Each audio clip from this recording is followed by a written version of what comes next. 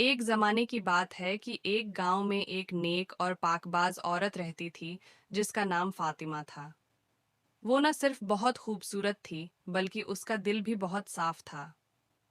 فاطمہ روزانہ اپنے گھر کے کاموں کے ساتھ ساتھ گاؤں کے لوگوں کی مدد بھی کرتی تھی۔ وہ کسی بھی مشکل میں مبتلا شخص کی مدد کرنے میں کبھی نہیں ہچکچاتی تھی۔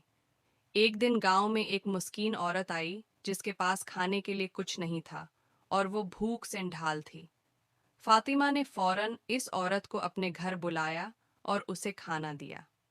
اس کے بعد اس عورت نے فاطمہ سے کہا، بیٹی، تمہارے دل کی صفائی اور تمہاری مدد کرنے کا جذبہ بہت عظیم ہے۔ اللہ تمہاری ہر دعا قبول کرے گا۔ فاطمہ نے جواب دیا، میں صرف اللہ کی رضا کے لیے یہ سب کرتی ہوں۔ میری خوشی اسی میں ہے کہ میں دوسروں کی مدد کر سکوں۔ ایک دن گاؤں میں ایک بڑا طوفان آیا جس نے پورے گاؤں کی فصلوں کو تباہ کر دیا۔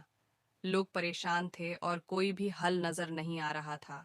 فاطمہ نے فیصلہ کیا کہ وہ گاؤں کے سب لوگوں کی مدد کرے گی۔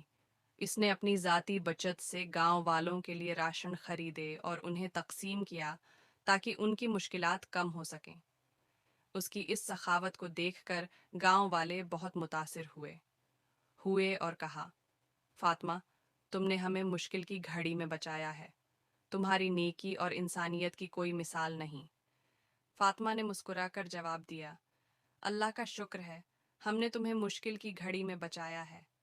میں نے صرف اپنے فرادی فرض کو پورا کیا ہے۔ جو کچھ بھی ہوا وہ اللہ کی مرضی تھی۔